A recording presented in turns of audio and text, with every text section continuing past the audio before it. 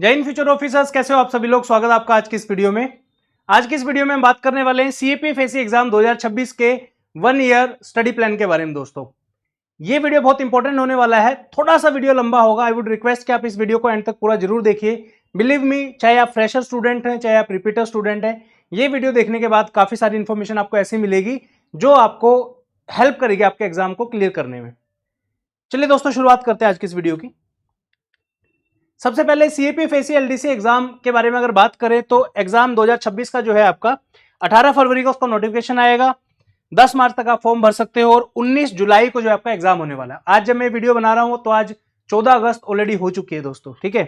तो जो आपका स्ट्रेटेजी था उसको चेंज करके 1 साल से घटा के 11 महीने का कर देते। रीजन बीइंग जस्ट 4 दिन के बाद जो है एग्जैक्टली आपके 11 महीने बचेंगे, ठीक है। तो आपकी प्रिपरेशन में से 1 महीना ऑलरेडी जा चुका है, ठीक है। तो जो लोग अभी भी सो रहे हैं कि हाँ प्रिपेयर कर लेंगे, पूरा साल पड़ा है, तो 1 साल नहीं है आपके पास, 11 महीने का समय बाकी है दोस्तों, ठीक है। तो ये होगा वीडियो का पार्ट 1 जिसमें हम डिस्कस करेंगे 11 मंथ स्टडी प्लान के बारे में। क्या क्या चीजें आपको पढ़नी है, कितना पढ़ना है, कितना डेप्थ में करना है, सब चीजों के बारे में बात करेंगे, ठीक है। चलिए आगे बढ़ते हैं, ठीक है। सफर असिस्टेंट कमांडेंट बनने तक का ये जो पूरा वीडियो है, एक अलग से जो है एक आई ओपनर वीडियो है उन सभी एस्पिरेंट्स के लिए जो फर्स्ट टाइम इसको एग्जाम को देने वाले हैं और जिन्होंने 2025 में दिया था बट अनफॉर्चुनेटली मार्क्स कम बन रहे हैं। तो आप सबको बहुत हेल्प करने वाला है वीडियो दोस्तों, ठीक है। चलिए आगे बढ़ते हैं।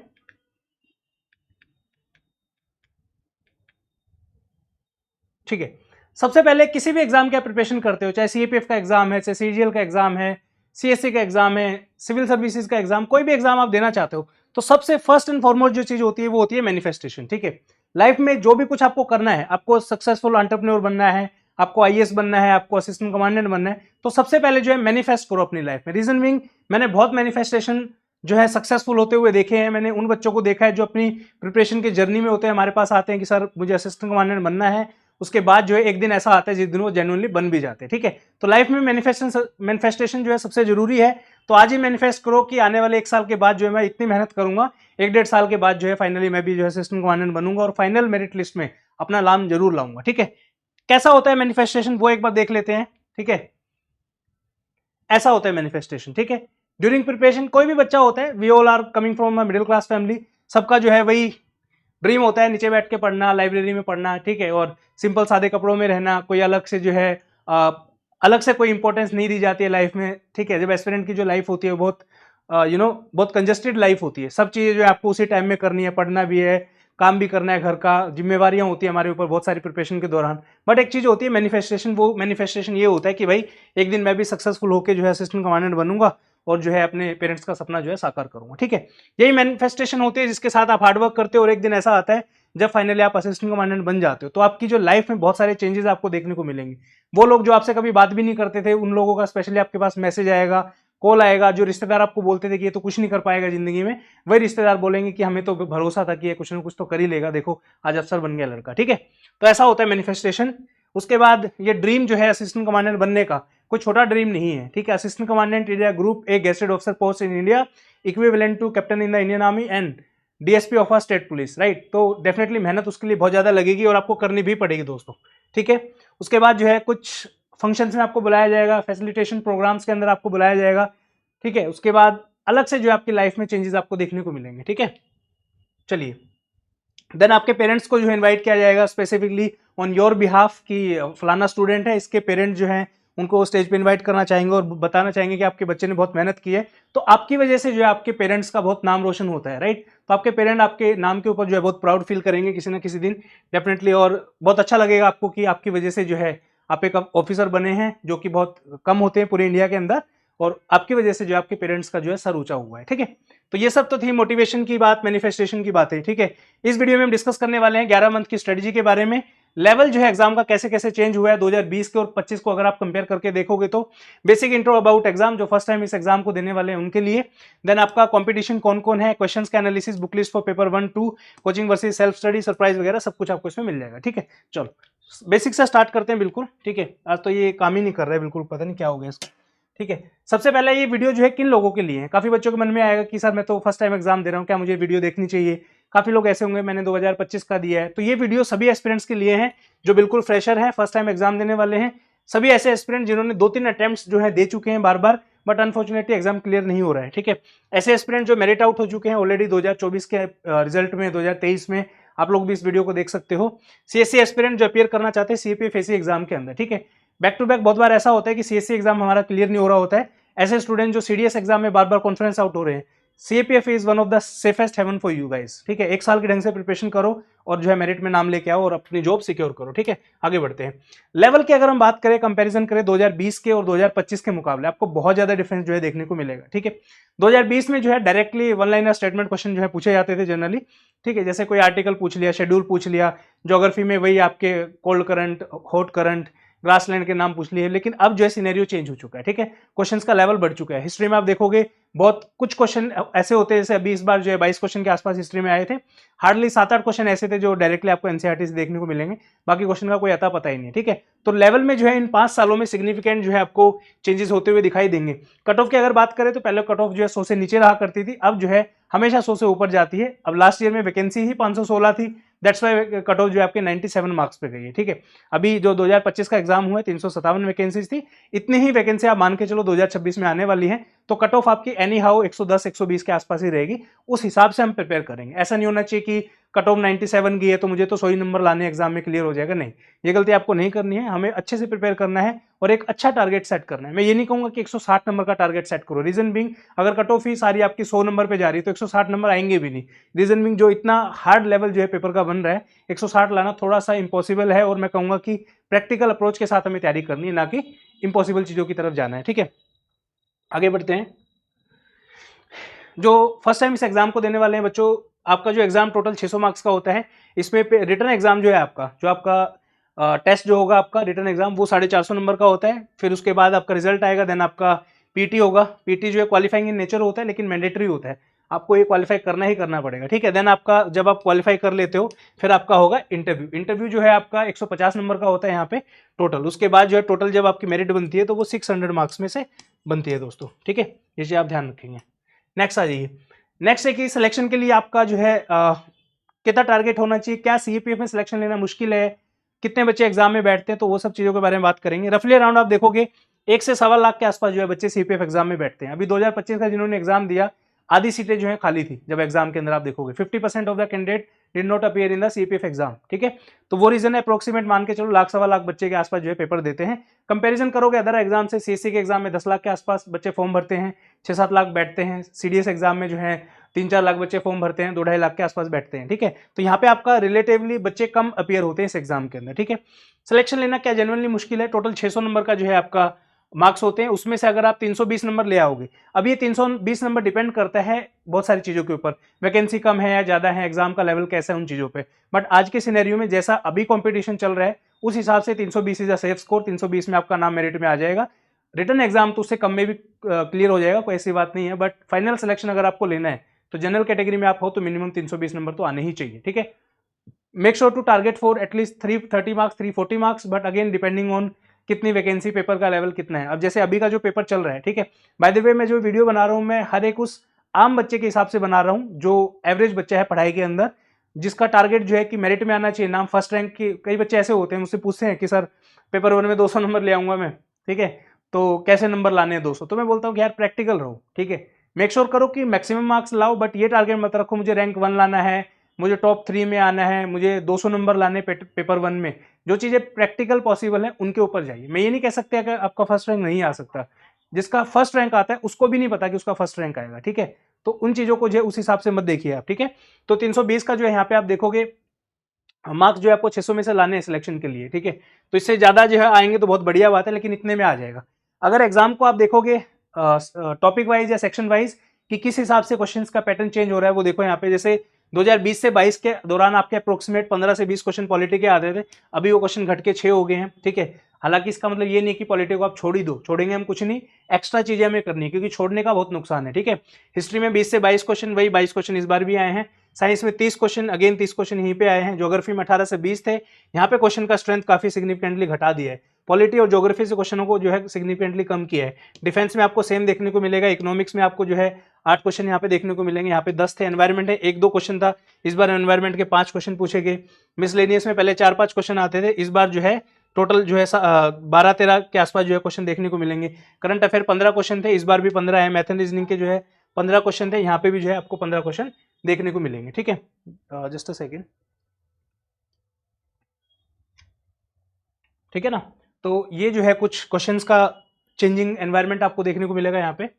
देन आगे बढ़ते हैं, how big is paper 1 syllabus, क्योंकि पेपर 2 तो बाद की बात है, पेपर 1 से ही शुरुआत होती है हमेशा। ठीक है, पेपर 1 का सिलेबस एक्चुअली में कितना बड़ा है, तो एक्सपेक्टेड नंबर ऑफ पेजेस अगर आप देखोगे तो मिनिमम जो है 3000 पेजेस आपको देखने को मिलेंगे, जिसमें आपकी पॉलिटी की बुक होगी 600-700 इफेक्टिव पेजेस उसमें आपको देखने को मिलेंगे। एनसीईआरटी ज्योग्राफी की हैं तकरीबन 700-800 पेजेस उसके आसपास हो जाएंगे। ठीक है, 11th और 12th क्लास के एनसीईआरटी के 100 पेजेस इसी लोगों के मान लो आप, साइंस के मान लो, इस हिसाब से अप्रोक्सीमेट 3000 पेजेस जो हैं आपके होंगे। ठीक है, उसके बाद सिलेबस बड़ा बड़ा सा लग रहा होगा आपको, एक्चुअली में बहुत बड़ा है सिलेबस। ठीक है, चीजें बहुत है करने को, आपको लगेगा कि नहीं यार जल्दी हो जाएगा, इजीली है ये, एक मैं भ्रम जो है बच्चों का पहले क्लियर कर देना चाहता हूं। बहुत सारे बच्चे जिनकी ये मेंटेलिटी है, स्पेसिफिकली मेरा कोई टारगेट करने का मन नहीं है, मैं जस्ट आपको बता रहा हूं। बहुत सारे बच्चे ऐसे होते हैं, आप देख लो आप उस कैटेगरी में आते हो या नहीं आते हो, अगर आते हो तो अपने आप को इंप्रूव करिए प्लीज। ठीक है, बहुत सारे बच्चे ऐसे होते हैं कि सर लास्ट में एग्जाम से पहले आपके नोट्स दे दो, वो पढ़ के चला जाऊंगा, सीपीएफ एग्जाम क्लियर हो जाएगा। सीडीएस एग्जाम की तैयारी कर रहे हैं, चलो स्टडी फंडा के नोट्स खरीद लेते हैं, एग्जाम क्लियर हो जाएगा। ठीक है, किसी और कोचिंग के नोट्स खरीद लेते हैं, गाइड बुक आती है जो आपकी मार्केट में, वो परचेज कर लेते हैं, पढ़ के चले जाएंगे, हो जाएगा एग्जाम क्लियर। तो ऐसे जितने भी स्टूडेंट हैं जिनको लगता है कि गाइड बुक पढ़ के, किसी कोचिंग के नोट्स, इवन मैं अपने भी कह रहा हूँ स्टडी फंडा के भी नोट्स इंक्लूड कर लो, अगर आपको लगता है कि इस तरीके से पढ़ाई करके आप सीपीएफ एग्जाम निकाल लोगे, तो मैं लिख के दे रहा हूँ एग्जाम नहीं निकलेगा। ठीक है, CPF exam requires rigorous hard work of complete at least 8 to 10 month का डिटेल में जो है आपको सिलेबस करना पड़ेगा, हर एक चीज पढ़नी पड़ेगी। मन में ये चीज नहीं आनी चाहिए कि यार इसका कोई अल्टरनेट मिल जाता, इसका कोई शॉर्टकट मिल जाता, तो शॉर्टकट की तरफ प्लीज मत भागिए। जितने भी बच्चे हैं, आपको सिंसियरली मैं कह रहा हूँ, हो सकता है काफी बच्चे ऐसे होंगे कि सर मेरा तो हिस्ट्री बहुत वीक है, प्लीज मेक श्योर आप हिस्ट्री को बहुत अच्छे से कवर करो। रीजन बीइंग, वीक बोल के आप छोड़ के जाओगे तो बहुत फंसोगे एग्जाम में। ठीक है, अभी इस एग्जाम में क्या हुआ, काफी सारे बच्चे ऐसे थे जिनकी साइंस बहुत वीक है, जो आर्ट्स बैकग्राउंड से थे, फंस गए।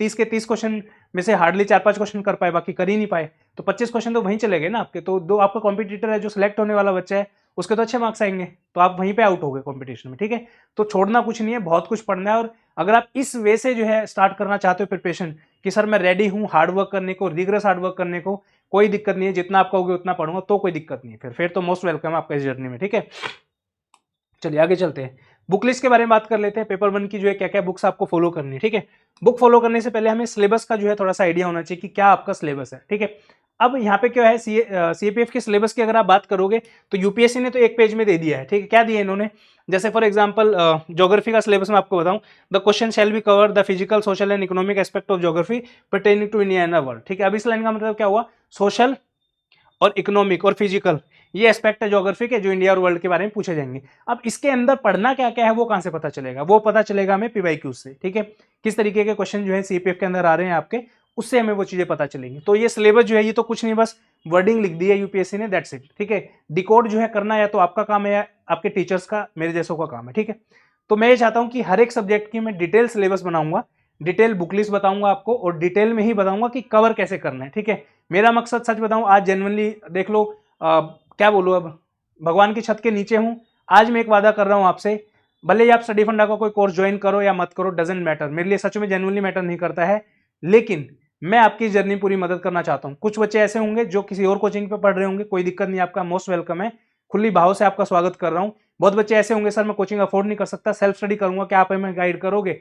बहुत बच्चे ऐसे सर हमने ऑलरेडी कोचिंग लेके छोड़ दी है, बट हम जस्ट तैयारी करना चाहते हैं, क्या आप हमें हमारी मदद करोगे। मैं दिल से आज ओपनली सबको कह रहा हूं कि आपकी पूरी मदद करूंगा, आप हमारी कोचिंग ज्वाइन करो या ना करो, कोई दिक्कत नहीं है। हर एक चीज जो मेरा बच्चा जो है पेड कोर्स के अंदर पढ़ेगा, वही चीज मैं आपको सारी बताऊंगा कि हम क्या क्या पढ़ा रहे हैं, किस लेवल पे पढ़ा रहे हैं, क्या क्या चीजें आपको करनी है। सिर्फ आपका एक काम आपको करना है वो, ठीक है, कहां से करोगे वो भी मैं बता दूंगा, पर मेहनत आपको ही करनी है। ठीक है, तो ये सिलेबस है, इसके ऊपर मैं डिटेल हर एक सब्जेक्ट का डिटेल सिलेबस, डिटेल उसकी बुक लिस्ट, सबके बारे में अलग से पूरी एक सीरीज लेके आऊंगा। कल से ही शुरू कर देंगे वो, ठीक है, कल या परसों से शुरू कर देंगे, नेक्स्ट 3-4 दिन के अंदर अंदर सारे सब्जेक्ट का डाल दूंगा। आप पहली वीडियो देख के अपना फर्स्ट सब्जेक्ट जो है शुरू कर सकते हो। ठीक है, हालांकि इस वीडियो के अंदर भी हम डिस्कस करेंगे कुछ कुछ चीजों को, लेकिन बिल्कुल डिटेल में जो है सब्जेक्ट वाइज वीडियोज में बनाने वाला हूं। ठीक है, अगर आपको चाहिए तो प्लीज कमेंट सेक्शन में जाके लिखो सब्जेक्ट वाइज वीडियोज, अगर यहां तक आ गए हो तो लिख दो सब्जेक्ट वाइज वीडियोज, ताकि मुझे पता चल जाए कि आप सब्जेक्ट वाइज वीडियोज, सिलेबस और उनकी बुक लिस्ट की चाहते हो। ठीक है, चलिए अब जो है सब्जेक्ट आपको कौन कौन से प्रिपेयर करने हैं, सबसे पहले जो आपको काम करना है, ये मैं उनके लिए कह रहा हूं जो बच्चे फ्रेशर हैं, फर्स्ट टाइम इस एग्जाम की प्रिपरेशन करना चाहते हैं, जो बच्चे लास्ट टाइम अच्छा परफॉर्म नहीं कर पाए, जिनको लगा 2025 का एग्जाम बहुत ही ज्यादा टफ है, 30-40 नंबर आ रहे हैं, 50-60 नंबर आ रहे हैं, जो बच्चे लास्ट टाइम मेरिट आउट हो गए, वो सबके लिए इंपॉर्टेंट है। क्या इंपॉर्टेंट है? PYQs of UPSC exam, not only सिर्फ सीएपीएफ की बात मैं नहीं कर रहा हूं, यूपीएससी के एग्जाम की बात कर रहा हूं, ठीक है। पीवाईक्यूज कैसे करना है, क्या क्या करना है, कैसे बेनिफिट होता है, सब बताऊंगा मैं आपको, ठीक है। चिंता करने की आवश्यकता नहीं है। कौन कौन से सब्जेक्ट के में ऊपर फोकस करना है, सबसे पहले में फोकस करना है पीवाईक्यूज ऑफ यूपीएससी एग्जाम के ऊपर, देन हमें पॉलिटी को देखेंगे, हम geography, history, science, economics, math and reasoning, current affair, environment, defence, computer भी इसमें ऐड कर लो, ठीक है। 2023 में आपके जो है 2-3 क्वेश्चन आए थे, अब 2025 में फिर आ गए आपके कंप्यूटर, ठीक है, तो कंप्यूटर भी ऐड करो इसमें। सबसे पहले हम पीवाईक्यूज के बारे में बात करेंगे। यहीं पे रुक जाओ, कुछ नहीं देखना आपको, मैं वापस कर देता हूं स्क्रीन को, ठीक है। बहुत सारे टॉपर्स को आपने सुना होगा, go for the PYQs, go for the PYQs, PYQs ने मेरी बहुत मदद की, PYQs are the real gem of UPSC, PYQs अगर कर लोगे तो बहुत कुछ पता चल जाएगा। अभी आप देखो सिलेबस जो है आपका, सिलेबस में हमने देखा सीधा लिखा हुआ है फिजिकल, सोशियो और economic aspect of India and world geography. अब इसमें तो कुछ पता ही नहीं चला कि क्या क्या पढ़ना है उसमें, राइट। वो कैसे डिकोड करोगे आप? वो डिकोड करोगे पीवाईक्यूज को देख के, ठीक है। अभी के लिए जो बिल्कुल फ्रेशर बच्चे हैं, मैं आपको एक चीज कहना चाहता हूं, बिल्कुल दिमाग से सब कुछ निकाल दो, मैं बैठा हूं आपका भाई, सारी चीजें आपको यहीं पे यूट्यूब चैनल पे करा के दूंगा, कैसे करना है, क्या करना, कहां से शुरुआत करनी, कैसे कैसे किस किस टाइम पे कितना टाइम लेना है, किस चीज के अंदर कौन सी बुक लिस्ट फॉलो करनी, सब बताऊंगा आपको। चैनल को अभी सब्सक्राइब करो सबसे पहले, ताकि पता चले हमें कि हाँ जेन्युइनली आप भी सीखना चाहते हो ये सब चीजें, ठीक है। अब आते हैं वापस हमारे टॉपिक पीवाईक्यूज के ऊपर। सारे टॉपर्स ने बोला आपको कि पीवाईक्यूज करो, reason being PYQs are the real source for your upcoming exam, ठीक है। एग्जांपल देखिए, क्वेश्चन 2025 के अंदर अभी जो एग्जाम हुआ है आपका 3 तारीख को, who among the following classical poet is the author of the book Kiratarjuniyam, ठीक है। किसने इसको लिखा? आंसर है भारवी। सेम क्वेश्चन, कोई चेंज नहीं है इसके अंदर। सीएपीएफ 2020 के अंदर पूछा who among the following is the author of Kiratarjuniya, एक ही बात है, कीर्तजुनियम, तो इसका भी आंसर जो है भारवी आपका। डिट्टो क्वेश्चन है, ये फायदा है पीवाईक्यूज को कवर करने का, ठीक है। सेम टू सेम क्वेश्चन बहुत बार रिपीट हो जाता है, ठीक है। अगर क्वेश्चन रिपीट नहीं भी होता है फॉर एग्जांपल, ठीक है, तो हमेशा थीम रिपीट होती है। थीम का क्या मतलब है सर? आपने बोला थीम रिपीट होती है, कैसे हम डिसिफर करें कि थीम कैसे रिपीट होती है? एग्जांपल के तौर पे बताता हूं, 2019 का आपने पीवाईक्यू देखा, which one of the following is the biggest island of Japan archipelago? Honshu, Hokkaido, Shikoku, Kyushu. Japan is basically island country, 4 बड़े बड़े आइलैंड आपको वहां पे देखने को मिलेंगे। सबसे ऊपर है आपका कुछ इस तरीके का आपका पड़ता है, ठीक है, ये हो गया। उसके बाद एक यहाँ पे और एक यहाँ पे, ये 4 आइलैंड है आपके। ये होकाइडो है आपका, ठीक है, ये होकाइडो आपका ए नंबर वाला, ये बड़ा सबसे होन्शु आ गया, उसके बाद ये शिकोकू आ गया, ये नीचे क्यूशु आ गया। इन दोनों में थोड़ा देख लेना सही है या नहीं, ठीक है। तो 4 बड़े बड़े आइलैंड है। तो पूछा जापान में सबसे बड़ा आइलैंड कौन है, तो सबसे बड़ा आइलैंड कौन सा है? होन्शु आइलैंड है। अब ये क्वेश्चन सीपीएफ 2019 में आया, जापान के रिलेटेड है। पीवाईक्यूज को करना कैसे वो मैं आपको समझा रहा हूँ, ठीक है। कुछ नहीं करना, जाके जापान का मैप सर्च करिए, political map of Japan with islands, ये करो, वहां पे आपको सारे मिल जाएंगे। बहुत सारी चीजें आपको उसमें देखने को मिलेंगी, जैसे फॉर एग्जांपल आपका टोक्यो उसमें मिल जाएगा, सेंडाई एक सिटी है वो मिल जाएगा, ओसाका मिल जाएगा, फुकुशिमा मिल जाएगा, ठीक है। उसके बाद आपका नागासाकी मिल जाएगा, हिरोशिमा मिल जाएगा, ये सारी चीजें आपको उस मैप में मिल जाएंगी, ठीक है। अब आप इनिशियल टाइम पे जब इनको पढ़ना स्टार्ट करोगे तो आपको लगेगा कि यार ये तो रेलेवेंट ही नहीं है, मैं क्यों पढ़ रहा हूँ। बट धीरे धीरे जिन बच्चों ने ऑलरेडी ये चीज पढ़ी हुई है, जिन्होंने एग्जाम दिया है 1 या 2 बार, उनको पता है सेंडाई फ्रेमवर्क किस लिए इंपॉर्टेंट है, फुकुशिमा न्यूक्लियर डिजास्टर जो हुआ था वो किस लिए फेमस है, टोक्यो के अंदर ओलंपिक्स हुए थे आपके, राइट। इसके अलावा बहुत सारी चीजें हैं वहां पे, ठीक है ना। तो उस पर्टिकुलर एरिया में जब आप सर्च करोगे तो हिरोशिमा नागासाकी तो वैसे भी इंपॉर्टेंट है, न्यूक्लियर बॉम्ब जो है गिराया गया था इन दोनों सिटीज के ऊपर। तो जब भी आप इस तरीके की कोई भी चीज कर रहे हो तो please make sure to locate them on maps, ठीक है। मैं ये कहूंगा, अब यहाँ पे बहुत सारे बच्चे ऐसे होंगे जो इस एग्जाम में सीएपी 2025 के एग्जाम में अपेयर हुए होंगे। बिलीव मी, आपको बहुत बुरी लगेगी मेरी बात बच्चे, बट ये सच बात है, ठीक है। अगर किसी बच्चे का जो सिंसियरली सीएपीएफ के लिए प्रिपेयर कर रहा है, ये क्वेश्चन अगर आपका गलत है तो please write it down somewhere, you are already out of the competition. Reason being, जिन बच्चों का सिलेक्शन होना है उनका ये क्वेश्चन 100% सही होगा, ठीक है। अगर आपका गलत है तो accept the failure and move on, ठीक है, आगे बढ़िए। सब चीजें मैं आपको सिखाऊंगा कि कैसे पीवाईक्यूज का यूज करना है आपको, कैसे मेक श्योर करना है कि आपकी नॉलेज का होराइजन बड़ा हो। UPSC exam is not about कि बहुत ज्यादा जो है आपको वो करना है। आपकी नॉलेज जो है, आपकी नॉलेज अभी इतनी है, सिर्फ और सिर्फ आपको इस नॉलेज को यहां से लेके यहां तक जो है बढ़ाना है, ठीक है। ऐसे बहुत सारे क्वेश्चंस के एग्जांपल है मेरे पास, आगे भी मैं दिखा रहा हूं। इफ यू वांट तो मैं एक अलग से स्पेशल सीरीज भी बना सकता हूं, ठीक है। बिलीव मी, मेरा जो है इस बार फुल टाइम ये है कि भाई मुझे पूरी जो है यूट्यूब पे जो आप बोलोगे ना, जो आपके बेनिफिट की चीज होगी, मैं पूरी करा के दूंगा आपको, ठीक है। ये सीरीज में मैं करना चाहता हूँ जिसमें एक एक टॉपिक, जहां से रिपीटेड जो टॉपिक्स हैं आपके, यहाँ से मल्टीपल टाइम क्वेश्चंस आए हैं, वो भी मैं यूट्यूब पे आपके लिए कराऊंगा। अगर वो भी चाहिए तो लिखो repeated PYQs in the comment section, I will definitely do it. Okay, चलो आगे चलो। ये क्वेश्चन देखो, सीएपीएफ 2024 में आया था, सेम क्वेश्चन आपका जो है सेम थीम सीएपीएफ 2023 में आया था। क्या पूछा गया? बायोगैस। ये क्या पूछा? बायोगैस। अब मान लो फॉर एग्जांपल ये एग्जाम अभी तक हुआ ही नहीं है, एग्जांपल के तौर पे एग्जाम नहीं हुआ है। क्वेश्चन क्या पूछा? Biogas consider to be an excellent fuel which burn without smoke, the main constituent of biogas is. अब जाके पढ़ो तो गे कॉन्स्टिट्यूएंट ऑफ बायोगैस। ये क्वेश्चन मैं मानता हूं कि आपको नहीं आया, एग्जाम्पल के तौर पर जाके पढ़िए what are the main constituent of biogas, क्या क्या उनका परसेंटेज है, क्या क्या रेशियो है, सबसे ज्यादा कौन सी, सबसे ज्यादा कम है। अब मान लो अगले साल आप एग्जाम में अपेयर हो गए, आपने ये चीज यहाँ पे पढ़ी है, यहाँ पे आ गया आपका क्वेश्चन। इसलिए तो बोलते हैं पीवाईक्यूज इंपॉर्टेंट है, ताकि एरियाज आपको पता चले कि क्वेश्चन कहां से आ रहा है, ठीक है। चलो आगे चलते हैं। ये वाला देख लो आप, एंडोथर्मिक प्रोसेस के ऊपर क्वेश्चन है, सीपीयू 2024 में आया था। सिमिलर क्वेश्चन आपका सीपीयू 2021 में आया था। यहाँ पे एग्जाम्पल पूछ लिया, यहाँ पे जो है आपका नाम पूछ लिया, सिंपल है, ठीक है। चलो आगे चलो, और दिखाता हूँ एग्जाम्पल। यहाँ पे देखिए, Krishna Devaraya as a king of Vijayanagar composed a work on straight craft known as Amukta Maryada. पूछा है कि कौन सी लैंग्वेज के अंदर लिखा हुआ है, सीपीयू 2025 में इसी साल आया है। सेम क्वेश्चन सीडीएस 1 2022 के अंदर आ चुका है। Which of the following works was composed by Krishna Devaraya on state craft in Telugu, Amukta Maryada. Similar question है, बिल्कुल सेम थीम पे है, सेम पैटर्न के ऊपर, कुछ भी चेंज नहीं है। तो PYQs are that much relevant, not only CAPF only, मतलब शुरुआत आप अपने सीएपीएफ एग्जाम के सभी पीवाईक्यू से करिए, उसके बाद धीरे धीरे सीडीएस में मूव करिए, देन आपका सीएससी के ऊपर मूव करिए, देन आपका एनडीए के ऊपर मूव करिए। बिलीव मी, पीवाईक्यू जिस दिन आप सारे कर लोगे, एटलीस्ट मैं ज्यादा नहीं कह रहा हूं, लास्ट के 2000 एक टारगेट दे रहा हूं, चलो मैं आपको, ठीक है। जून 2026 पूरे जो है नेट 10 महीने का समय बाकी है आपके पास। I will make sure, I will tell you basically कि भाई जून 2026 तक जो है आपको 10 सालों के पीवाईक्यूज करने हैं सभी एग्जाम के। कौन कौन से? CAPF, CDS, NDA, CISF, CLDC, geologist exam, जो जो अवेलेबल है, लास्ट के 10 साल के कर लो। और बिलीव मी, जून में जब आप अपने आप को देखोगे, आपकी नॉलेज जो इतनी है ना, ऑटोमेटिकली इतनी हो जाएगी। और हर टेस्ट में, हर एग्जाम में, कोई भी आप यूपीएससी का एग्जाम अपेयर करना, कम से कम 5 से 7 क्वेश्चन ऐसे होंगे जो आपके रिपीटेड होंगे, सेम थीम के ऊपर, इवन ज्यादा भी, ठीक है। थीम तो वही है यार, क्वेश्चन ही तो रिपीट होते हैं बार बार में, और क्या होता है, ठीक है। तो ये कर लो। उसके बाद ये वाला क्वेश्चन देखो, ट्रीटमेंट ऑफ कैंसर में कौन सा जो है मेटल यूज हो रहा है यहाँ पे, ठीक है। सेम आइसोटॉप के बारे में यहाँ पे बात हो रही है, सीएपीएफ 2015, सीएपीएफ 2024, सीएपीएफ 2016, ठीक है। अब देखो उसके बाद ये नेक्स्ट आ जाओ, नालायरा दिव्य प्रबंधनम 2024 का क्वेश्चन है, सीडीएस 1 2018 के अंदर यूपीएससी ऑल इन वन में दिया हुआ है, नालायरा दिव्य प्रबंधनम। जियोलॉजिस्ट एग्जाम में same question, Nalayira Divya Prabandham. PYQs are that much important, directly question आएगा। अब मैं ये कह रहा हूं आपको, पीवाईक्यूज मान लो आप ये पीवाईक्यू कर रहे हो, इसकी एक्सप्लेनेशन तो पढ़ोगे जाके, या ऐसे सीधा क्वेश्चन देखा और छोड़ दिया? नहीं, एक्सप्लेनेशन पढ़ो, उसकी जाके देखो उसके बारे में कि क्या होता है एक्चुअली में, तो ऑटोमेटिकली जब नेक्स्ट क्वेश्चन आएगा आप इजीली उसको सोल्व कर पाएंगे, ठीक है। चलिए आगे बढ़ते हैं। उसके बाद आता है बहुत बड़ा क्वेश्चन कि सर नोट्स मुझे बनाने हैं, तो नोट्स कैसे बनाएं? ये सारा जो ज्ञान मैं आपको दे रहा हूं, ये उन बच्चों के लिए है जो महंगी कोचिंग अफोर्ड नहीं कर सकते, जो घर से बैठ के तैयारी करना चाहते हैं, जिन्होंने कहीं से और से ऑलरेडी कोचिंग ले ली है।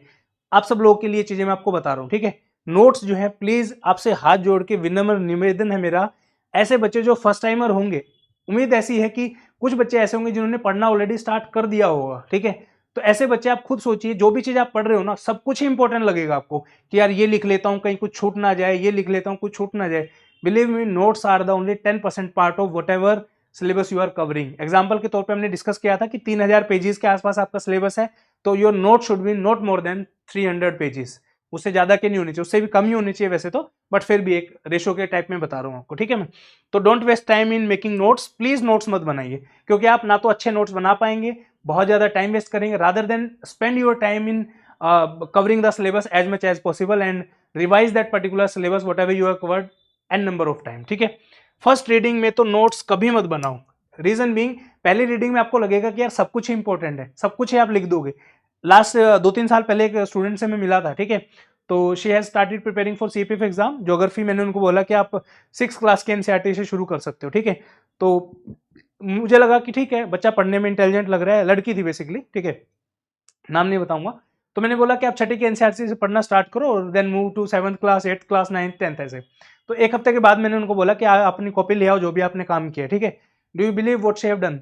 नॉर्मल अगर छठी क्लास की एनसीईआरटी आप पढ़ोगे, फ्रेशर से फ्रेशर बच्चा भी होगा, इसको कुछ नहीं आता होगा, वो भी एटलीस्ट छठी और सातवीं क्लास की 2 एनसीईआरटी इजिली, अगर आप डेली 6-7 घंटे पढ़ रहे हो तो पूरी पूरी छठी सातवीं एनसीईआरटी आप बहुत आराम से एक हफ्ते में कर सकते हो। जो फर्स्ट टाइमर बच्चा होगा उसकी बात मैं कर रहा हूँ। You won't believe what she have done is she completed only 2 chapters of 6 class NCERT. कौन सा? एक तो सोलर सिस्टम वाला, एक उससे नेक्स्ट वाला जो चैप्टर था। मैंने पूछा कि इतना टाइम आपको कहाँ लगाया? कहती सर मैंने नोट्स बनाए। मैंने देखे फिर उनके notes. You won't believe she has replicated the NCERT in a very beautiful way. Planet बहुत सुंदर सुंदर बना दिए, आपके एस्टेरॉयड बेल्ट बहुत सुंदर बना दी, ठीक है, कॉन्स्टिलेशन बना दिए। मैं बोला उनको मैडम कि ये जो चीज है बच्चे, ये एग्जाम में कहीं नहीं आने वाली, ठीक है। अगर आपको सोलर सिस्टम, आज मैं एक चीज और बता रहा हूं, अगर आपको सोलर सिस्टम का नोट्स के अंदर आपको डालना पड़ रहा है ना कि हमारे 8 प्लेनेट है, मरकरी, वीनस, अर्थ, मार्स, देन आपके asteroid belt, Jupiter, Saturn, Uranus, Neptune, अगर आपको इसके नोट्स बनाने पड़ रहे हैं ना सीक्वेंस के, क्या होता है इनर प्लेनेट, क्या outer planet, you are not preparing for UPSC exam, इस हिसाब से तो आपके 1000 पेजेस के नोट्स हो जाएंगे। Getting my point? Please make sure कि ये सब चीजें आपके फिंगर टिप्स पे होनी चाहिए। नोट्स उन चीजों के बनते हैं जो आप भूल जाते हो बार बार, जो फैक्चुअल चीजें होती हैं, ठीक है। ये तो बहुत बेसिक चीजें आपको आनी चाहिए, ठीक है। नोट्स पहली बार में बिल्कुल मत बनाओ, make notes in at least 3rd and 4th reading, उतना टाइम आप लो इसमें, ठीक है। नेक्स्ट आता है आपका कि करेक्ट सीक्वेंस क्या होना चाहिए इसका। सबसे पहले जो है गो थ्रू पीवाईक्यूज, पीवाईक्यूज के थ्रू जाओ। इस तरीके से आप देखो बहुत सारे क्वेश्चन आपको देखने को मिलेंगे। पीवाईक्यूज के थ्रू जब आप जाओगे तो आपको टॉपिक्स की इंपॉर्टेंस पता चलेगी, कौन सा टॉपिक है। अब एक चीज मैं बताना चाहता हूं, यहीं पे वीडियो को पॉज करो, मेरी बात बहुत ध्यान से सुनिए, ठीक है। एक पर्टिकुलर सब्जेक्ट में कौन कौन से इंपॉर्टेंट टॉपिक हैं जहां से क्वेश्चन आपके आते हैं। अब आप खुद से इसको करने लग जाओगे तो बिलीव मी तकरीबन ज्यादा नहीं तो 2-3 महीने का टाइम आपका लग जाएगा सारे सब्जेक्ट को कवर करने में। मैं एज अ एल्डर ब्रदर मान लो, बड़ा भाई मान लो, छोटा भाई मान लो, कुछ भी सब्जेक्ट वाइज वीडियो बना के आपको इंपॉर्टेंट टॉपिक सब बताऊंगा कि भाई ये टॉपिक इंपॉर्टेंट है, यहां से क्वेश्चन आया है, with book list, syllabus plus syllabus बताऊंगा किस हिसाब से, पीवाईक्यूज के बेसिस पे, प्लस में बुक लिस्ट की कौन सी बुक पढ़नी है, ठीक है। ये अगर आप चाहते हो तो लिख दो सब्जेक्ट वाइज बुक लिस्ट, ठीक है, मैं बना दूंगा आपके लिए, कोई चिंता करने की बिल्कुल आवश्यकता नहीं है। आपका भाई बैठा है, मैं नहीं चाहता कि किसी भी बच्चे का टाइम इसलिए वेस्ट हो कि उसको रिसर्च करनी पड़ रही है, जो कि मैं ऑलरेडी लास्ट के 8 सालों से कर रहा हूं, ठीक है ना। तो करेक्ट सीक्वेंस क्या है? Go through PYQs, then study NCERT and the reference book like Laxmikanth होगी, आपकी स्पेक्ट्रम होगी, ये सब, ठीक है। Then solve the topic wise PYQs, यानी एग्जांपल के तौर पे आपने फॉर एग्जांपल आज पॉलिटी में प्रेसिडेंट का चैप्टर पढ़ा, please make sure to solve the PYQs of president chapter only, ठीक है। अब आप बोलोगे कि सर ये वाली चीज पॉसिबल है क्या? मैं बिल्कुल पॉसिबल है। मान लीजिए आपने आज पढ़ा बैटल ऑफ 1857, तो सिर्फ और सिर्फ यूपीएससी के वो क्वेश्चन लगाओ जो बैटल ऑफ 1857 के हों सिर्फ, ठीक है। पॉसिबल है, 200% पॉसिबल है, we have done it already, ठीक है। This is the course UPSC all in one. अब ये मत समझना मैं कोर्स बेच रहा हूं, बिलीव मी इस कोर्स को बनाने मुझे 3 साल का समय लगा है, ठीक है। बहुत ही अफोर्डेबल, सिर्फ और सिर्फ 1000-1200 का चीज है। जस्ट बता देता हूं, जितने भी टॉपिक वाइज आप स्टार्ट करो, सेल्फ स्टडी वालों बच्चे जितने भी हैं जो कोचिंग नहीं ले रहे हैं, आपसे हाथ जोड़ के निवेदन है, प्लीज जाके इसको एक बार चेक कर लो, ठीक है। मैं नहीं कह रहा आप परचेज करो, मत करो, चेक कर लो। 30-40 टेस्ट इसके अंदर ऑलरेडी फ्री में डाले हुए हैं, आप जाके एक बार चेक करो। ऐप का नाम है PYQ 247 ऐप, और जाके इसमें बेनिफिट क्या होगा बता रहा हूं। फॉर एग्जाम्पल कोई स्टूडेंट स्टार्ट कर रहा है साइंस से, साइंस का आपने पहला चैप्टर पढ़ा सेल, ठीक है। सेल के जितने भी आज तक क्वेश्चन आए किस किस एग्जाम में, CAPF, CDS, NDA, CSFAC, LDC, CSC, EPFO, EOEO, CBI DSP, geologist, EPFO personal assistant, CBI, NIA, DRDO, जो भी यूपीएससी ने आज तक एग्जाम कंडक्ट किया है उसके सभी क्वेश्चन हमने जो है इस पर्टिकुलर कोर्स के अंदर डाले हैं, ठीक है। बनाने में बहुत टाइम लगा है, फीस जो है हाईली अफोर्डेबल, 1 साल का सब्सक्रिप्शन 1500 का है। कल 15 अगस्त है, आपके दोस्तों जाके कूपन कोड यूज करना, 15 अगस्त सिर्फ और सिर्फ कूपन कल के लिए अवेलेबल है। कोर्स आपको 1500 से हटके सिर्फ और सिर्फ 999 रुपीज में मिल जाएगा, ठीक है। जाके चेकआउट जरूर करना, ठीक है। वापस आते हैं, ठीक है। उसके बाद सोल्व टॉपिक वाइज पीवाईक्यूज, जो ये जो चीज कर रही थी आपने to go through the PYQs. CAPF के पीवाईक्यूज में फ्री ऑफ कॉस्ट ऑलरेडी मैंने डाल दिए हैं। ये स्टडी फंडा यूपीएससी का जो हमारा चैनल है इसके अंदर आप जाके देखोगे, सब्जेक्ट वाइज पीडीएफ ऑलरेडी मैंने डाले हुए हैं, ठीक है। पॉलिटी में 2009 से 2025 तक जो भी क्वेश्चन आए सिर्फ पॉलिटी के फ्री ऑफ कॉस्ट अवेलेबल है। ज्योग्राफी के, history, science, economic, environment, math और रीजनिंग, डिफेंस, सारे जो है free CAPF subject wise PYQs मैंने डाले हुए हैं। जाके इनको देखो, पढ़ने से पहले जस्ट गो थ्रू की किस किस टॉपिक पे क्वेश्चन आया है, इसका बेनिफिट क्या होगा वो बताता हूं, ठीक है। मान लीजिए आपने सीएपीएफ एसी का ज्योग्राफी का क्वेश्चन सेट खोला, वहां पे आपने 2022-21 में चले गया, वहां पे क्वेश्चन आया हुआ है inner planet, which among the following planet is not a inner planet. 3 planet के नाम दिया आउटर वालों के, जुपिटर, सैटर्न, यूरेनस, और चौथा दे दिया मार्स। इनमें से कौन सा इनर प्लेनेट है, सॉरी इनर प्लेनेट है, तो मार्स है ऑब्वियसली, ठीक है। तो इस तरीके से आपको पता चल गया कि एक इनर प्लेनेट के बारे में कोई क्वेश्चन है, जुपिटर मार्स वगैरह दिया हुआ है, ठीक है। अब मान लो आपने पीवाईक्यूज गो थ्रू किए, बंद कर दिया, now you are starting reading the solar system and the geography part, ठीक है। जैसे ही आप इनर प्लेनेट के ऊपर आओगे, आपका दिमाग की बत्ती जल जाएंगी कि भाई इनर प्लेनेट पे मैंने कीवर्ड देखा था, साल का मुझे याद नहीं है, बट इनर प्लेनेट के ऊपर क्वेश्चन आया होगा। आप उस पर्टिकुलर टॉपिक को बहुत अच्छे से कवर करोगे, जो कि फ्यूचर वाले एग्जाम में भी आएगा। रीजन भी वहीं से तो क्वेश्चन पूछ रहा है यूपीएससी, राइट। तो ये जो है जाके अभी चेकआउट करो, स्टडी फंडा यूपीएससी का चैनल है टेलीग्राम के ऊपर, 26,152 कुछ सब्सक्राइबर्स हैं, आप जाके करो चेक। 12 तारीख को मैंने पोस्ट किया था, जाके यहाँ से फाइल्स के अंदर जाओ, वहां से मिल जाएगा, ठीक है। उसके बाद जो है नेक्स्ट उस पर आ जाओ वापस, सीएपीएफ की पीवाईक्यूज करो। वो लोग जो अभी स्टार्ट करने वाले हैं, आप सिर्फ सीएपीएफ से कर लो, आपको उसी में दिन रात का अंतर दिखने लग जाएगा, ठीक है। देन आपके एनसीईआरटी और रेफरेंस सोर्स करो, सोल्व करो topic wise PYQs, then revise them from the NCERTs and reference book, then again solve the PYQs. कौन से पीवाईक्यूज सोल्व करने, मर्जी है आपकी, आप जो है सीएपीएफ के अगेन सोल्व कर सकते हो। अगर और थोड़ा बेटर आपको चाहिए कि भाई मैं अच्छे से प्रैक्टिस हो जाए, तो टॉपिक वाइज पीवाईक्यूज अवेलेबल है। बिलीव मी, मुझे ये नहीं पता कि कितने लोगों ने इस चीज के लिए स्टडी फंडा को धन्यवाद किया होगा। और सच में लास्ट के 8 सालों से 9 सालों से मैं पढ़ा रहा हूं। 2 इन्वेंशन लगा लो, इन्वेंशन तो नहीं कहेंगे इसको, इन्वेंशन तो बहुत बड़ा वर्ड हो जाएगा। मेरे जीवन का सबसे हार्डवर्क जो प्रोडक्ट है, ये 2 ही है, मैपिंग बुक जो स्टडी फंडा की आती है, और एक ये वाली। इनमें सबसे ज्यादा एफर्ट, दिल से एफर्ट डाला है, और इतना बेनिफिट करेगा आपका, ज्यादा नहीं, कम से कम भी ये मान लो 400-500 घंटे बचा देगा आपकी प्रिपरेशन में, ठीक है। और वो 500 घंटे आप रिवीजन में देना, सिलेक्शन क्यों नहीं होगा मुझे बताना, ठीक है। चलो आगे बढ़े। आगे आता है कि अब जो है टारगेट बनाने हैं आपको, ठीक है। Divide your time into 2 parts. One is your syllabus completion, जो कि आपको करना है जनवरी 2026 तक। आज जो है मैं मान के चल रहा हूँ 14 तारीख होगी है, कल से आप पढ़ना स्टार्ट करोगे तो आधा महीना अगस्त का है, सितंबर, अक्टूबर, नवंबर, दिसंबर, जनवरी के एंड तक 31 जनवरी तक मेक श्योर करना है कि आपका सिलेबस कंप्लीट हो जाए। 200% हो जाएगा सिंसियरली वे में चलोगे तो। अगर ये प्लान भी आपको चाहिए कि सर बना के दो, कब कब क्या क्या पढ़ना है, वो भी मैं आपके लिए बना दूंगा, कोई इशू नहीं है, ठीक है। जनवरी 2026 तक 5.5 महीने का टाइम है, सिंसियरली पढ़ो, सिलेबस पूरा करो, then start your revision. Last के 5.5 महीनों में आपको प्रैक्टिस करनी है, रिवीजन करनी है, टेस्ट लगाने हैं, करंट अफेयर पढ़ना है, बहुत सारी चीजें करनी है, ठीक है। तो ये चीजें, आपका सिलेबस कंप्लीट यहां तक करो, देन आपकी रिवीजन यहां से स्टार्ट करो। आगे बढ़ते हैं, अब आते हैं सब्जेक्ट के ऊपर, ठीक है। पीवाईक्यूज आपने देख ली, अब सब्जेक्ट पढ़ना स्टार्ट करोगे। चॉइस आपके सारे सब्जेक्ट हमें कवर करने हैं, polity, geography, history, science, economics, math, reasoning, current affair, environment, defence, सब हमें पढ़ना है, ठीक है। सबसे पहले शुरुआत करते हैं पॉलिटी के साथ, ठीक है।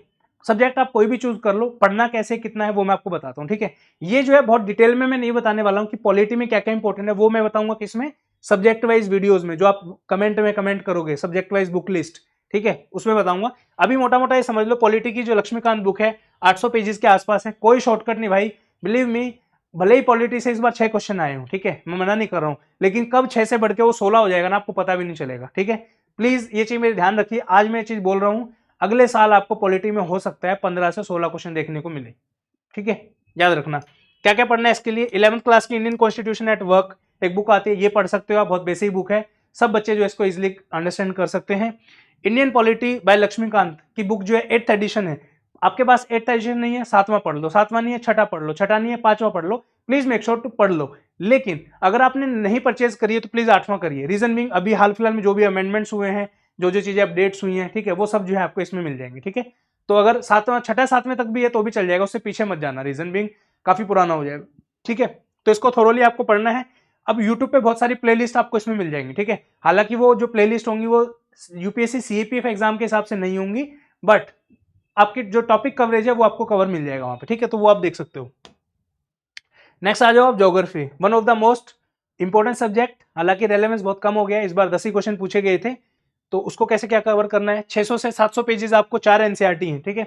मेनली आपकी यहाँ पे जो 11th एंड 12th क्लास की जो है, 2 एनसीईआरटी 11 की हैं, 2 एनसीईआरटी आपके 12th क्लास की। These are the most important NCERT, जो बिल्कुल ही ये है कि भाई कुछ पता ही नहीं जिंदगी में क्या हो रहा है क्या नहीं, 10 दिन का समय लो, छठी से लेकर 10वीं की एनसीईआरटी जल्दी से पढ़ के डाल दो, ठीक है, ताकि आपको 11th 12th पढ़ते हुए ज्यादा मुश्किल ना आए, ठीक है।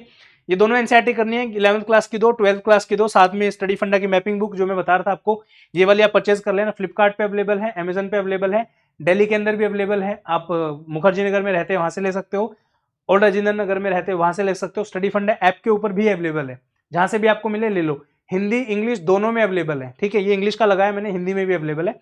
साथ में जो है ये book,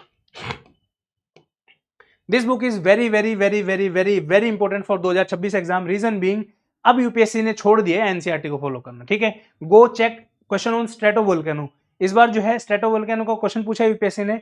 there is not a single word given as a stratovolcano in your NCERT of 11th class, ठीक है। तो सोचो जो बच्चा प्योरली एनसीईआरटी के ऊपर रिलाई कर रहा है वो बच्चा इस क्वेश्चन को सोल्व कर ही नहीं पाएगा, क्योंकि स्ट्रेटोवोल्केनो उसने सुना ही नहीं कभी। क्वेश्चन कहां से पूछा, यहां से पूछा जाके जो है। सी दिस टू क्वेश्चन, ये वाला आपका स्ट्रेटोवोल्केनो वाला था। अब ये स्टेटमेंट जो है, ये वर्ड जो है एनसीईआरटी में कहीं नहीं दिया हुआ, डायरेक्टली हिट फ्रॉम कहां से, जीसी लियोंग की बुक से आया क्वेश्चन। This question CPFSC 2021 heaviest rocks which are rolled along the river bed in river transport under the which of the following, ठीक है। ट्रैक्शन लोड, साल्टेशन, सस्पेंशन और solution. It is also came from GC Leong book, ठीक है। तो कुछ भी करो, चारों एनसीईआरटी ये और जीसी लियोंग छोड़नी नहीं है, साथ में मैपिंग, ठीक है। मैपिंग जो है ये बुक आपको रिवीजन में बहुत हेल्प करेगी। रीजन बीइंग 12th क्लास में ऑलमोस्ट ये मान लो आप 70% सिलेबस आपका 12th का इसमें कवर हो जाएगा, ठीक है। और इंडियन ज्योग्राफी का भी कवर होता है काफी सारा सिलेबस, ठीक है ना। तो ये ज्योग्राफी का हुआ आपका। आगे आती है आपकी history. Again history is very very important. बहुत कंफ्यूजिंग है, बहुत दिमाग खराब करती है, कितना ही पढ़ लो क्वेश्चन आते ही नहीं है, ठीक है। तो ज्यादा टाइम वेस्ट नहीं करना है हिस्ट्री पे, जितना भी पढ़ोगे उतना ही भूलते हुए चले जाओगे, डेट वगैरह बहुत सारी चीजें। स्मार्ट वर्क करना है अपने को यहाँ पे, ठीक है। क्या क्या करना है हिस्ट्री में, 600 पेज के आपकी थीम्स के एनसीईआरटी हैं, 2-3 क्वेश्चन डायरेक्टली इस बार भी आए थे। 120 पेजेस के आपके आर्ट एंड कल्चर वाली जो बुक है, ठीक है, वो यहाँ से कवर हो जाएगी। और 120 पेजेस जो है आपके लूसेंट की बुक है, तो तकरीबन 800 पेजेस आपको टोटल हैं। इनको आपको पढ़ना है, थीम्स की एनसीईआरटी में सब लिख दिया है। स्पेक्ट्रम और ये जो है ऑप्शनल है, काम आपका। आप देखो जितने भी 22 क्वेश्चन आए थे, तो मुझे नहीं लगता कि कोई ऐसा, बहुत सारे क्वेश्चन ऐसे थे कि 22 में से 10 क्वेश्चन स्पेक्ट्रम से ही आ गए, तो पढ़ने का उतना ज्यादा फायदा नहीं है। तो आप बट स्टिल अगर जिन्होंने पढ़ रखी है रिवाइज कर लो, कोई दिक्कत नहीं है। बट जिन्होंने नहीं पढ़ी please make sure to read Lucent book, very very very important, ठीक है। चलिए एक छोटा सा अनाउंसमेंट आप सब लोगों के लिए, जितने भी बच्चे जो भी मैंने ज्ञान दिया है, ये सारा का सारा ज्ञान जो है, अगर आप चाहते हो और डिटेल में इसको समझना पढ़ना, जो बच्चे ये है कि सर मैं पढ़ने के लिए रेडी हूँ, हार्डवर्क करने के लिए रेडी हूँ, बट मुझे डायरेक्शन देने के लिए कोई चाहिए, कोई मेरे सिर पे खड़ा रहे कि भाई ये चीज करो, मैं कर लूंगा, आपका जो है मोस्ट वेलकम है। स्टडी फंडा के ऑफलाइन फाउंडेशन बैच में 17 अगस्त से जो है स्टार्ट हो रहा है। क्लासेस जो है दिल्ली के अंदर होने वाली हैं, आप आ सकते हो। अगर आप एक साल हमें देख सकते हो, आई कैन अश्योर यू कि आपका सिलेक्शन करवा के भेजेंगे, ठीक है। जी जान लगा देंगे, बिल्कुल लेट जाएंगे लंबे आपके सिलेक्शन के लिए, ठीक है। बहुत मेहनत करेंगे, अगर आप रेडी हो तो मोस्ट वेलकम, आ जाइए, ठीक है। सेम जो है ऑनलाइन में बहुत बच्चे ऐसे हैं, कोई मणिपुर से है, असम से है, तमिलनाडु, अंडमान निकोबार, अलग अलग जगह से है। If you can not come to the Delhi and afford the fees of offline fees, you can join this foundation batch starting from 15 August. कल से जो है स्टार्ट हो रहा है बैच, बहुत इंपॉर्टेंट। सेम चीजें जो हम इसमें भी कवर करने वाले हैं, बस फर्क ये रहेगा ये ऑफलाइन में होगा, यहाँ पे सारी चीजें आंखों के सामने होंगी। ये वाला बैच जो है रिकॉर्डेड होगा, पेपर 1 के लिए, पेपर 2 के लिए लाइव क्लासेस। दोनों ही बैच जबरदस्त हैं, दोनों ही बैचेज में आपको बहुत शानदार जो है आपकी इंप्रूवमेंट होगी, आपको बहुत चीजें सीखने को मिलेंगी। अगर आप जेन्युइनली सिलेक्शन लेना चाहते हैं तो आप ज्वाइन कर सकते हैं किसी भी बैच को, ठीक है। डिटेल सारी आपको डिस्क्रिप्शन में मिल जाएंगी। एक नंबर लिख रहा हूँ ये व्हाट्सएप का, यहाँ से आप इंक्वायरी कर सकते हो, ठीक है। 8743905050, ये हमारा हेल्पलाइन नंबर है, इस पे व्हाट्सएप पे कॉन्टैक्ट करके कोर्स की डिटेल जान सकते हो आप, ठीक है। साइंस के बारे में अगर बात करें तो एनसीईआरटी 9वीं और 10वीं क्लास की पढ़नी है, 30 क्वेश्चन आए हैं यहाँ से, ठीक है। अभी भी कुछ क्वेश्चन बच्चों को लग रहा होगा कि सर बहुत सारी चीजें बाहर से आई हैं। I admit that most of the question were out of 9th 10th NCERT, but एक जो बेसिक चीज होती है वो तो एनसीईआरटी 9वीं 10वीं ही पढ़नी है आपको, उसको आप छोड़ नहीं सकते। इसके अलावा जो है आपको मैंने स्पेसिफिकली यहाँ पे लिखा है 11th एंड 12th क्लास की एनसीईआरटी भी पढ़नी है आपको, ठीक है। जो मैंने आपको अगेन बता रहा हूँ बार बार, जो subject syllabus plus book list वाला है, जो टॉपिक आपका है, वो वीडियो सीरीज में बना दूंगा, आपको लिखो जाके सब्जेक्ट वाइज बुक लिस्ट, उसमें डिटेल में बता दूंगा 11th और 12th क्लास में क्या क्या पढ़ना है, क्या क्या छोड़ना है, ठीक है। ये आपके 2 स्टैंडर्ड सोर्स रहेंगे। देन आपका आता है इकोनॉमिक्स, 3 ही चीजें करनी है। इंडियन इकोनॉमिक डेवलपमेंट 2 बुक ये हैं आपके, और साथ में बजट जरूर कर लेना। इस बार जो है 4-5 क्वेश्चन आए थे बजट से आपके, very very important, please go and read about budget, ठीक है। अभी का नहीं पढ़ना, नेक्स्ट ईयर का 2026 का जो आएगा वो पढ़ना है, ठीक है। नेक्स्ट आता है math and reasoning, again level बढ़ गया है, तो जो स्टैंडर्ड क्वेश्चन है वो एटलीस्ट करके जाओ। 15 क्वेश्चन में से 8-9 क्वेश्चन ऐसे थे जो डुएबल थे, आप इजीली कर सकते थे। जो 6-7 क्वेश्चन थे वो जानबूझ के यूपीएससी ने ऐसे डाले थे कि बच्चा कोई ना कर पाए, तो उनके पीछे दौड़ के परेशान होने की आवश्यकता नहीं है। जो दूसरे सब्जेक्ट है मेक श्योर वहां पे आप एडवांटेज लो, ठीक है। तो मैं अगेन यही कहूंगा कि अनदर छोटा सी set, be ready for that. Quantitative aptitude के लिए जो स्टैंडर्ड सोर्स है ये भी सब्जेक्ट वाइज बुक लिस्ट में हम कवर करेंगे, डोंट वरी, ठीक है। देन आता है आपका डिफेंस, ठीक है। फ्री के नंबर 6 से 10 नंबर आपके आते हैं, ठीक है। ये आपकी डिफेंस की एक बुकलेट आती है हमारी, तो अलग से आपको डिफेंस पढ़ने की बिल्कुल आवश्यकता नहीं है, ये आप ले सकते हो। अगर आपको इसका सिलेबस चाहिए तो फ्री ऑफ कॉस्ट अवेलेबल हो जाएगा। व्हाट्सएप पे एक मैसेज ड्रॉप करो, आपको डिफेंस का सारा सिलेबस भेज देंगे, आप खुद से प्रिपेयर कर सकते हो। अगर आप चाहते हो कि बुकलेट आपको लेटेस्ट एडिशन पीडीएफ में चाहिए, सिर्फ और सिर्फ 200 इसकी फीस है। हार्ड कॉपी में चाहिए आपके घर पे भेज देंगे, 300 रुपीज उसकी फीस है। ठीक है, चलो आगे चलते हैं। करंट अफेयर 15 क्वेश्चन जो है आपके आ रहे हैं। कोई भी मंथली मैगजीन जो है आपको फॉलो करनी हो आप कर सकते हो। ठीक है, अब यहाँ पे कुछ बच्चे ऐसे बोलेंगे सर हमने तो स्टडी फंडा की फॉलो की थी बट क्वेश्चन एक भी नहीं आया। देखो अगर आप ये कहोगे कि 12, 13, 15 क्वेश्चन जो भी थे उसमें से एक भी नहीं आया तो आप गलत हो। तकरीबन 4-5 क्वेश्चन ऐसे थे जो डायरेक्टली मैगजीन से आए थे, डाले हमने जानबूझ के नहीं, कि का शोशाबाजी का कोई फायदा नहीं। एक चीज मैं यहाँ पे आपको क्लियर कर देता हूँ, इस बार जो करंट अफेयर जो बनाया गया था यूपीएससी के द्वारा, जानबूझ के इतना मुश्किल बनाया गया कि बच्चों को अननेसेसरी तंग किया गया। ठीक है, उसके मैं क्वेश्चन भी डालूंगा आपको, एज अ प्रूफ भी डालूंगा। ठीक है, बट बिलीव मी कोई सिर पैर नहीं करंट अफेयर के क्वेश्चंस का, कोई मतलब नहीं कभी कोई क्वेश्चन गलत। अब वो जो कौन सा था वो जिसका झारखंड और बिहार वाला ऐसा कुछ था, ठीक है, अब वो ऐसा क्वेश्चन बना रखा है, क्वेश्चन ही गलत है, बताओ। ठीक है, दूसरा क्वेश्चन जर्मनी के चांसलर के ऊपर क्वेश्चन पूछा है। भाई इंडिया के नहीं याद रहते यार, जर्मनी का कौन याद करेगा। और क्या पूछा उसमें कि एक इलेक्शन जीता हारा पता ही नहीं, मतलब। तो करंट अफेयर के लिए बिलीव में ज्यादा परेशान होने की आवश्यकता नहीं है। मंथली मैगजीन कोई भी फॉलो अप करो, स्टडी फंडा की करो, किसी और इंस्टीट्यूट की करो, डजेंट मैटर। बट अगर इस लेवल का करंट अफेयर आएगा तो चाहे तुम कुछ भी कर लो, नहीं हो पाएगा वो। ठीक है, अगेन यूपीएससी, मैं ये नहीं कह रहा हूँ कि अगले साल भी ऐसा ही करंट अफेयर बनाएगा, नहीं बनाएगा। रीजन मीन हर एक बार कुछ कुछ चेंजेस यूपीएससी करता है, तो इस बार वो चेंज करंट अफेयर में था, नेक्स्ट टाइम हो सकता है किसी और सब्जेक्ट में हो। तो अपने आप को बाकी सब्जेक्टों के लिए रेडी रखिए। ठीक है, तो कोई भी मंथली मैगजीन जो आपको अच्छी लगती है वो आप फॉलो कर सकते हो। ठीक है, चलिए नेक्स्ट आता है पेपर 2। पेपर 2 को हम पार्ट 2 के अंदर कवर करेंगे। काफी बड़ा जो है लेक्चर हो गया है और पेपर 2 को डिटेल में डिस्कस करेंगे। ठीक है, आज ये पार्ट 1 खत्म होता है। उम्मीद करता हूँ एक पर्सपेक्टिव एटलीस्ट आपको मिला होगा कि शुरुआत कहाँ से करनी है। एटलीस्ट आपको ये समझ में आया होगा कि पीवाईक्यूज की रेलेवेंस क्या है, पीवाईक्यूज मिलेंगे कहाँ से, पीवाईक्यूज करने कहाँ से हैं। सीएपीएफ के सभी फ्री के पीवाईक्यूज आपको स्टडी फंडा के टेलीग्राम चैनल में मिल जाएंगे। अगर आप चाहते हो कि सारे ही सब्जेक्टों के पीवाईक्यूज बहुत ही डिटेल में डिस्कस आपको चाहिए तो यूपीएससी ऑल इन वन आप परचेज कर सकते हो। बिलीव मी बहुत मतलब दिल से थैंक यू करोगे आप, ऐसा प्रोडक्ट है वो। ठीक है, कुछ चीजें होती है ना लाइफ में जो आपकी बहुत इजी बना देती है आपकी लाइफ को, ये वो चीज है। ठीक है, बहुत टाइम आपका बचेगा। कोई भी डाउट, कोई भी सजेशन, कुछ भी पूछना है, कुछ भी बताना है, comment section is open, go right it down. ठीक है, उसके बाद पार्ट 2 के अंदर हम पेपर 2 के बारे में डिस्कस करेंगे, कैसे जो है पेपर 2 को अच्छे से प्रिपेयर कर सकते हो। और पूरा साल जो है बने रहना। मैं आपको एक आश्वासन आज देके जा रहा हूँ जाते जाते, पूरे साल में इतनी जो है चीजें मैं आपको जरूर बता दूंगा कि आप अगर कोचिंग अफोर्ड नहीं कर सकते, क्योंकि मैं खुद जानता हूँ कि भाई एक मिडिल क्लास फैमिली में बहुत सारे बच्चे, ये दिल से मैं आपको बात बता रहा हूँ, बहुत बच्चों से मैं ऐसा मिलता हूँ कि सर मैं स्विगी में डिलीवरी का काम करता हूँ, सर मैं भट्टे पे काम करता हूँ, मैं डेली वेज का काम करता हूँ सर, लेकिन मैं पढ़ता बहुत हूँ। ठीक है, इतने हाईली एम्बिशियस बच्चे हैं हमारे जो देखता हूँ कि बहुत हार्ड वर्क करते हैं। ठीक है, रात को कोई बच्चा लाइब्रेरी का सुपरवाइजर है, ठीक है, लाइब्रेरी में सारा रात बैठते हैं, उसके बाद लाइब्रेरी की सिक्योरिटी करते हैं काइंड ऑफ। ठीक है, और जो भी उनको फीस मिलती है उसी से वो अपना कोर्सेज वगैरह करते हैं, घर का खर्च चलाते हैं। ठीक है, बहुत बच्चे ऐसे हैं जो जॉब भी कर रहे हैं साथ के साथ मजबूरी में, कि पेरेंट्स बूढ़े हो गए हैं, जो भी XYZ रीजन है, घर पे जिम्मेवारियां बढ़ गई हैं, तो हर तरीके का बच्चा है। आपके लिए मैं सिर्फ एक चीज कहना चाहूंगा, अगर आपके पेरेंट्स अच्छे हैं, आपको टाइमली फीस दे रहे हैं, घर अच्छा है, ठीक ठाक है, आपका पढ़ने का माहौल है, तो please don't waste the time. Reason being बहुत सारे बच्चे ऐसे हैं जिनको ये सब सुविधाएं भी उपलब्ध नहीं है। ठीक है, और एग्जाम मुश्किल नहीं है, डेफिनेटली आपको मेहनत करनी पड़ेगी, हम साथ में खड़े हैं आपके। तो स्टार्ट करिए अपनी प्रिपरेशन। कोई भी डाउट है, कुछ भी पूछना है, comment section is open for all of you, I am ready to answer all the questions. ठीक है, बाकी जितने बच्चे ऐसे हैं जो जेन्युइनली हार्डवर्क करना चाहते हैं, सिंसियरली प्रिपेयर करना चाहते हैं और एग्जाम को क्लियर करना चाहते हैं, मोस्ट वेलकम। आपका स्टडी फंडा का ऑफलाइन बैच 17 अगस्त से दिल्ली के अंदर शुरू हो रहा है और 15 अगस्त से ऑनलाइन में स्टडी फंडा ऐप पे शुरू हो रहा है। Thank you so much for watching this video. उम्मीद करता हूँ वीडियो बहुत अच्छा लगा होगा। Have a good day. Vande Mataram. जय हिंद।